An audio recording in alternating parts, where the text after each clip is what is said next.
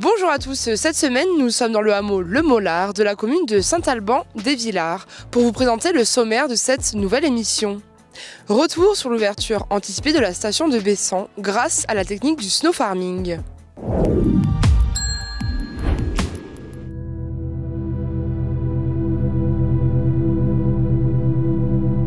Nappés d'une couleur rousse et jaune, les arbres de la forêt de Bessan attendent patiemment l'arrivée de la neige. Un espace nordique qui connaît déjà en ce milieu d'automne des gelées matinales et une température ambiante qui frôle les 0 degrés. Pour la 5e saison consécutive, le domaine nordique ouvrait ses portes en avant-première grâce à la technique du snow farming.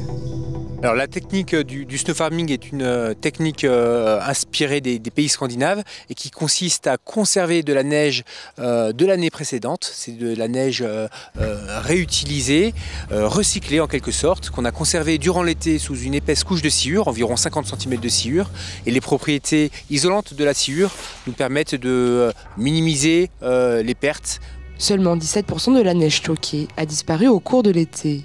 Une faible perte qui permet aujourd'hui d'étaler 13 000 m3 de neige sur 3 km de piste. Un circuit ouvert à tous. On accueille les équipes, les comités et les clubs, donc tous ces sportifs, skieurs et biathlètes élites qui viennent finaliser leur préparation estivale avant les compétitions de l'hiver. Et on a également tous les jours à partir de midi, on privatise la piste pour les amateurs de ski de fond. Une ouverture tardive qui a été décidée en accord avec les météorologues de la vallée.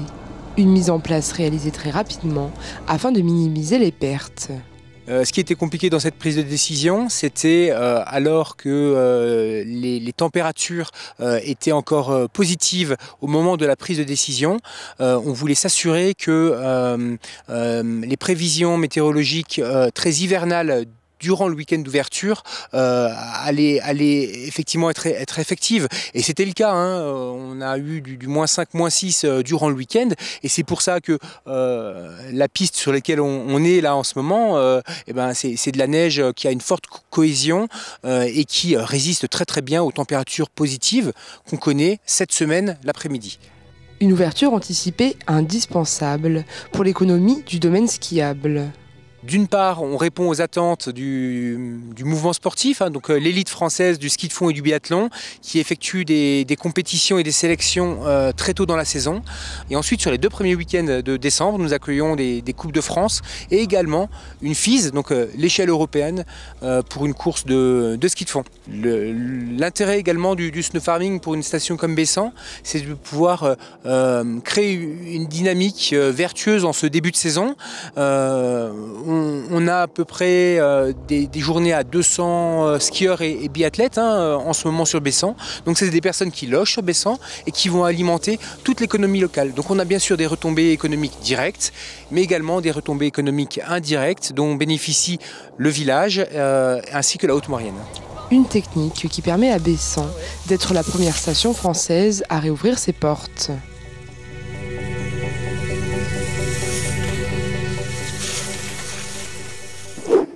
Cérémonie commémorative du 11 novembre dans la ville de Saint-Jean-de-Maurienne.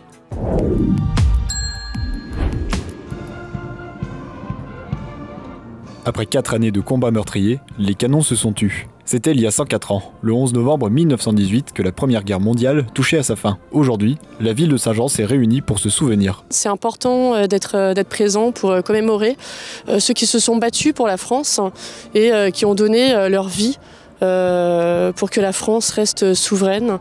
Donc voilà, j'étais présente à cette commémoration et j'ai également effectué mon premier dépôt de gerbe à Saint-Jean puisque je suis nouvelle députée française au Parlement européen. Oui, alors c'est important de sensibiliser les enfants et les nouvelles générations au devoir de mémoire parce que c'est vrai qu'il ne faut jamais oublier ceux qui ont donné leur vie pour la France. Vous savez, on dit dans une association de souvenir que dans la vie, on meurt 2 fois. La première fois quand on arrête de respirer et la deuxième fois quand on prononce son nom pour la dernière fois. Donc c'est important de ne jamais oublier tous ces noms qui sont écrits sur notre monument. Et en tout cas, il est important de sensibiliser les jeunes générations pour que ce devoir de mémoire perdure. Les anciens combattants étaient présents, et notamment Antoine Muniz, qui a été mis à l'honneur pour son service en Indochine et en Algérie. Une cérémonie qui a également intégré les groupes scolaires de la ville. On a vu par rapport à l'affluence beaucoup de monde aujourd'hui, et puis on a travaillé aussi avec les écoles. C'est un travail qu'on fait, un travail de longue haleine, et aujourd'hui on avait l'ensemble de nos groupes scolaires, les Chaudanes, les Clapet et puis Aristide Briand en école élémentaire qui ont répondu présent à notre invitation. On essaye aussi de travailler notre discours en essayant de sensibiliser le public sur des faits ou des personnes. Ça a été le cas là pour 2 personnes qui sont inscrits sur notre monument aux morts, et on est allé rechercher dans les archives. Donc voilà, ça fait partie aussi de l'information, de la transmission, pas simplement une date, mais aussi des faits réels et qui touchent aussi tous les territoires, dont le nôtre. Les porte-drapeaux ont répondu à l'appel pour cette journée riche en émotions.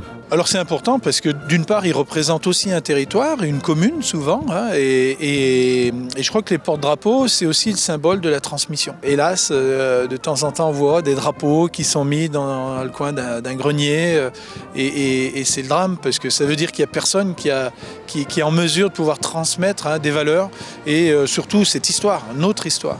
Et à l'heure actuelle, quand on voit ce qui se passe aussi en Europe, avec cette guerre qui s'éternise entre l'Ukraine et la Russie, bien ça nous rappelle tous les jours que la paix, faut la travailler tous les jours. C'est un travail de longue haleine, il n'y a jamais d'acquis. Une journée pour se souvenir et transmettre l'importance de la paix. Inauguration des travaux de réhabilitation de la résidence Jardin Bonne Nouvelle.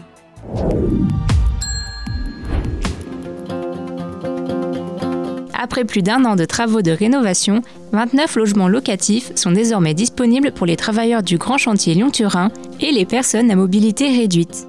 Le pacte de la Savoie s'engage au service des territoires, notamment par effectivement ces investissements, 71 000 € par logement, et également en mobilisant, je dirais, et en innovant des services avec le soutien de l'État, le soutien de la région, le soutien du département double directement en aide, en subvention et en garantie d'emprunt, le soutien d'Action Logement, et puis aussi des collectivités territoriales, la communauté de communes 3CMA et la commune de Saint-Jean-de-Maurienne sur les garanties d'emprunt, et puis je dirais la facilité et la coopération pour arriver à faire ces projets au quotidien. Ces logements seront proposés à la location, entièrement meublés et équipés.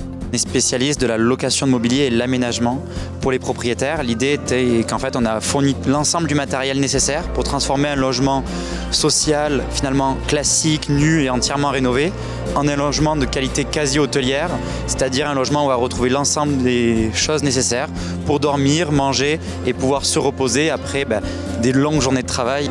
L'objectif, ça a donc été que les salariés du tunnel Lyon-Turin puissent en fait venir uniquement avec leurs valises et venir s'installer pour des durées très variables ici à Saint-Jean-de-Maurienne, et donc il a fallu pouvoir répondre avec des logements qui soient équipés jusqu'au bout.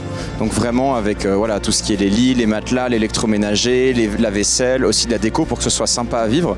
Et du coup en fait on a travaillé main dans la main avec le pacte de la Savoie pour en fait designer l'ameublement et répondre à tous ces besoins. Et donc maintenant les logements sont prêts à être habités. Des logements de qualité qui sauront ravir leurs futurs locataires. Votre ZAP touche à sa fin. Merci d'être toujours aussi nombreux à nous suivre.